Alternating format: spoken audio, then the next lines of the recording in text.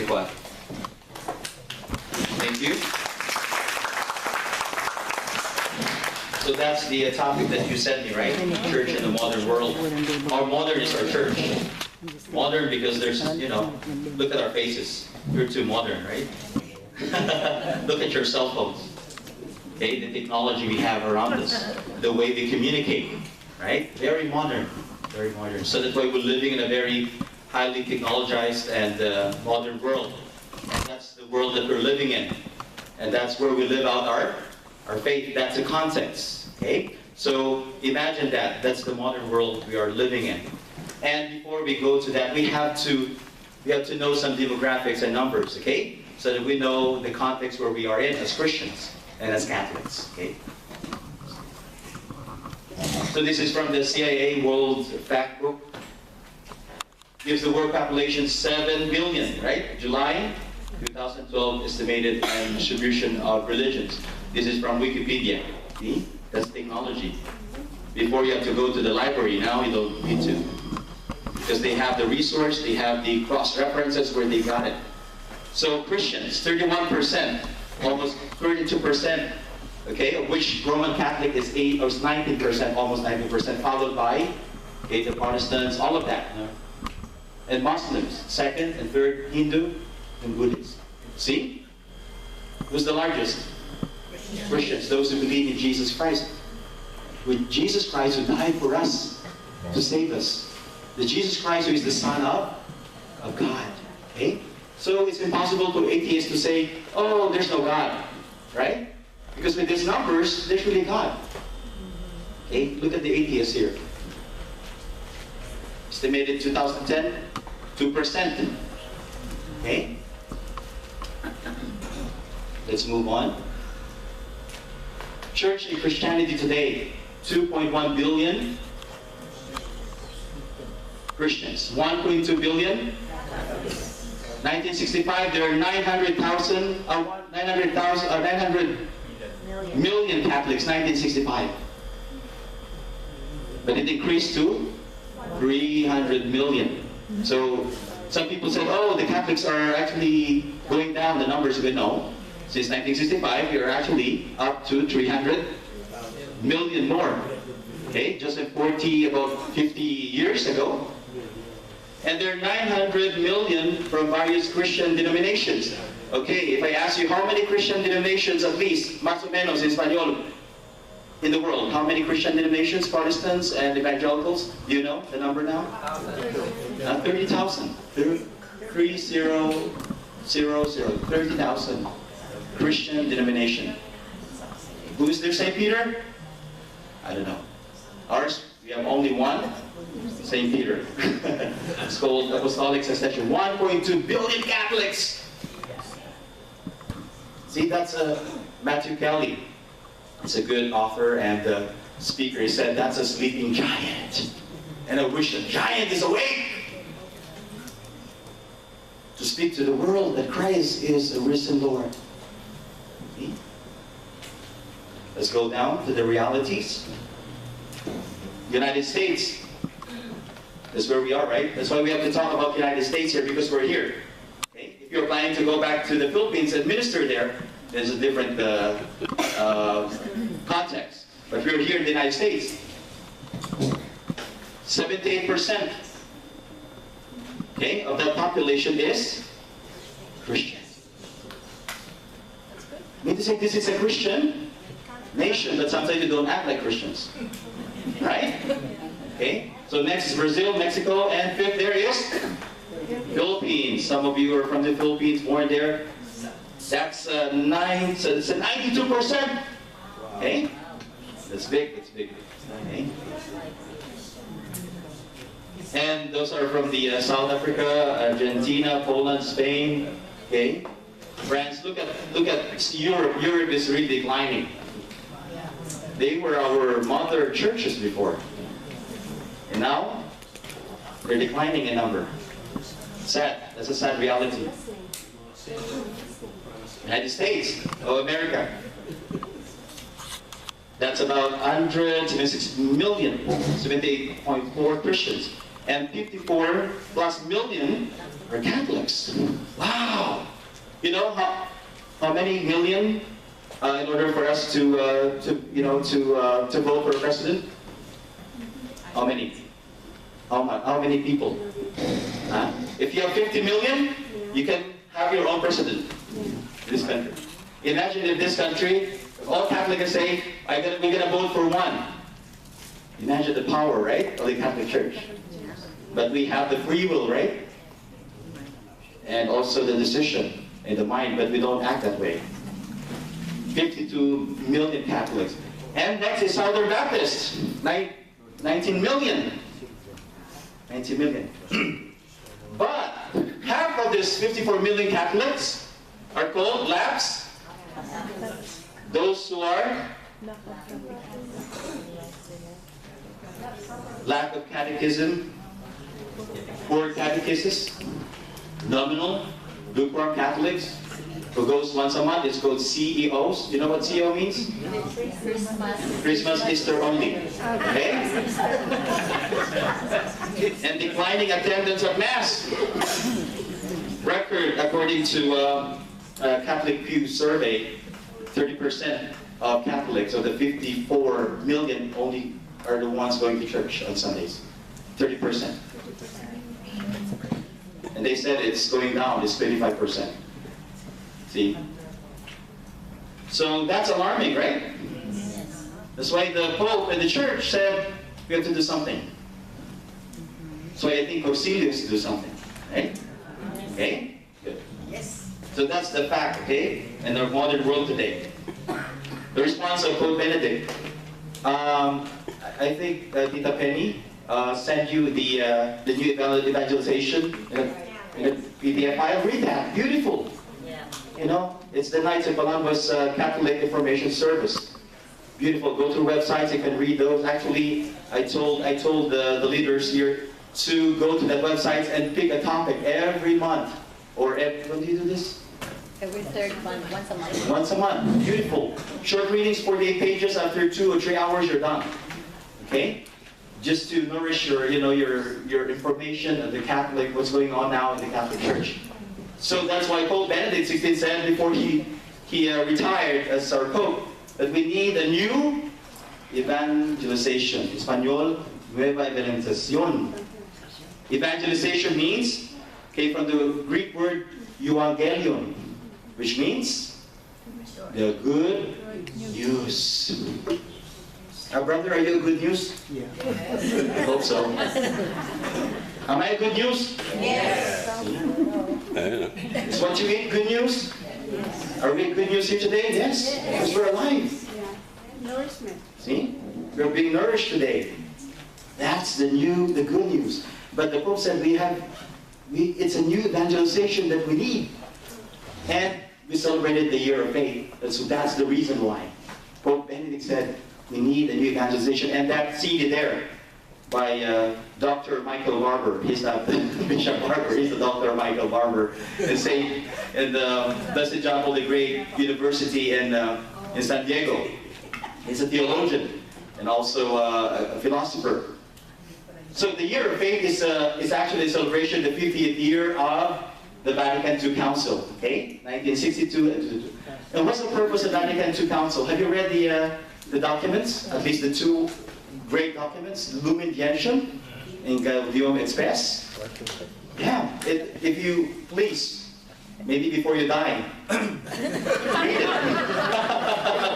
Because Jesus will ask you, have you read the Lumen Gentium?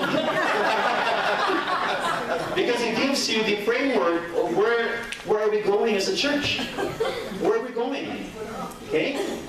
And also this year he said, this is the year of catechism. If this is the year of faith, this is the time to know our faith. We cannot love Jesus if you don't know Jesus. Kilala mo ba asawa mo? Of course. Okay. You know your very good. You cannot love someone if you don't know that someone. It's impossible. I cannot be a priest if I didn't know Jesus. Or Jesus, I know God has forgiven me, so that's why I became a priest. I know that. Before when I was accepted at Ateneo in San Jose Seminary, I was, there was an interview, a lot of personal interview. So I have spoken to the church, the Father, what you see, what you get, what you heard, that's it. And he said, Carl, despite everything, give me the reason why we should accept you in Ateneo. And I said, well, Father, I hope you don't accept superhuman beings. I know the apostles, they were sinners too, right? And even Peter said, depart from me, Lord, for I'm a sinful man. But they want to follow Jesus. That's it. Then I was accepted. Because why? Because of Jesus. Okay? In your life, you want to follow Jesus. Okay? So the year of catechism, back to basics. Okay? Because if I ask you, what are the seven sacraments? Okay? Those are basics. What are the 10 Commandments? Do you remember your 10 Commandments? Yes. Okay. What's the 6th commandment? That's the easiest. 6 and 9. Huh? There you go. 6 and 9. Okay?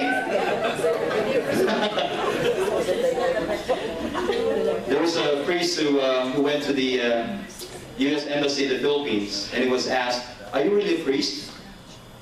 And he said, "Yes, I am. And I'm, going to the United States to visit my relatives and family." And I said, "Father, if you're really a priest, let me see if you have a rosary." He had no rosary.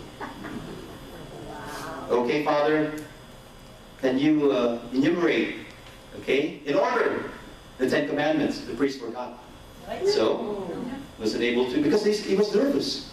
Because he forgot. But if you live that, those basics, right?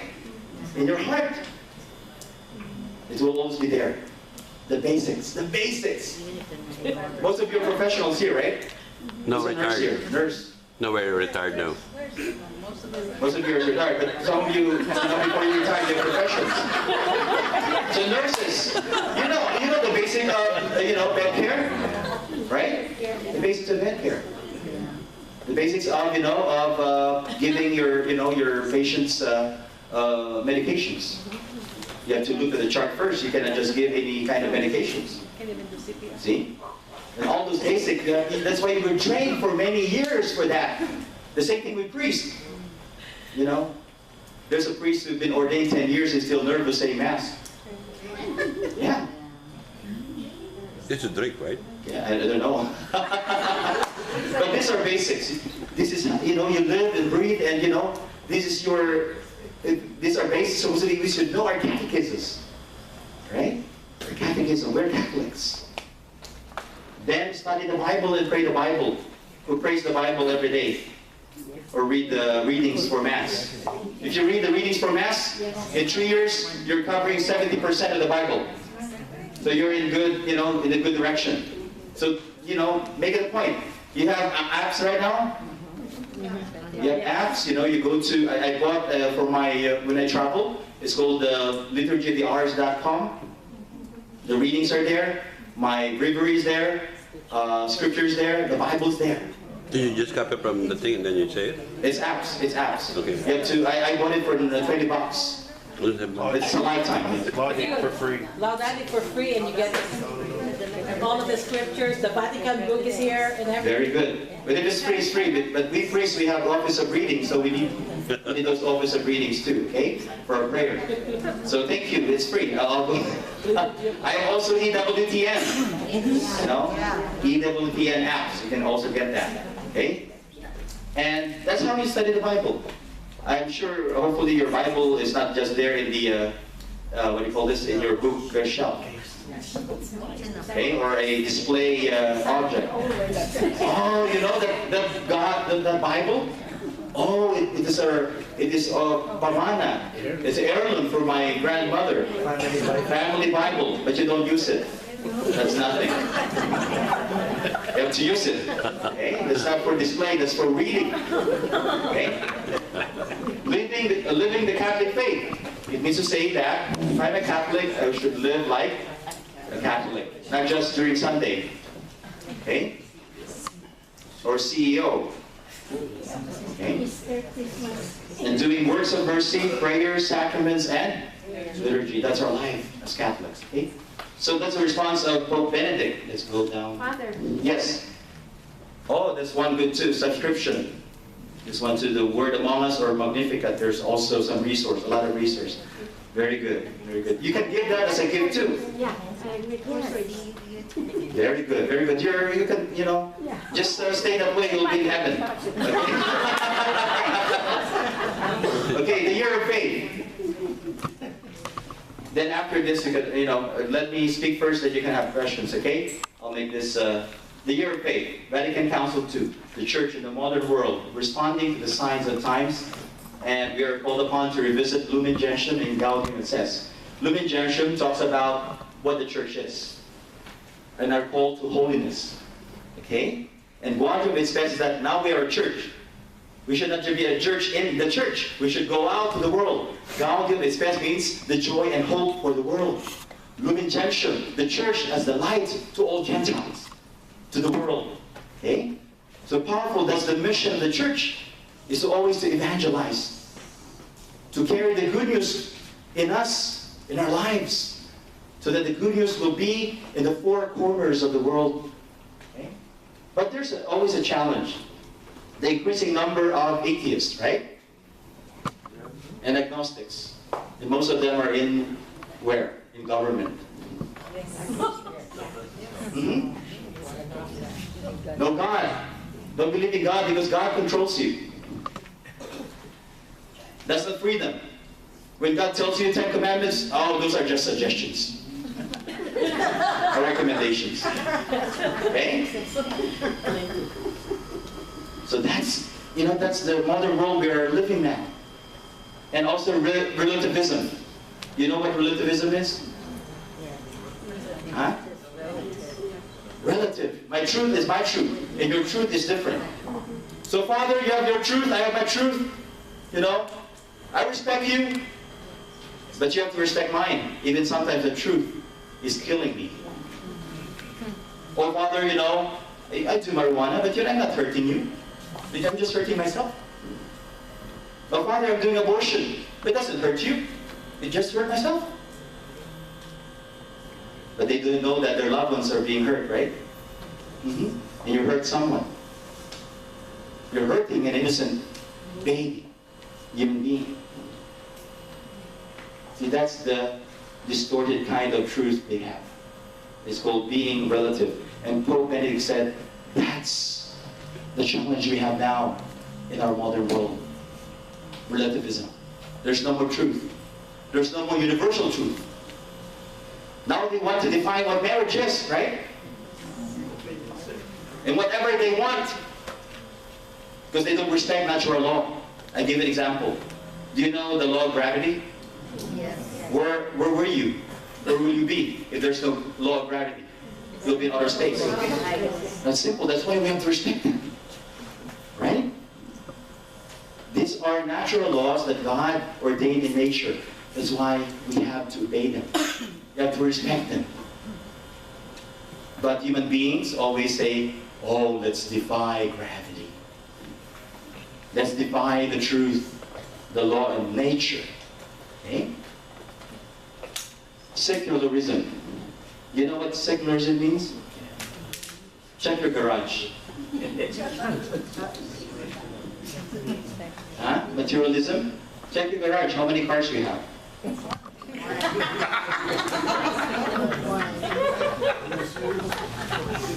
Jesus said to the young man, Lord, what must I do to follow you?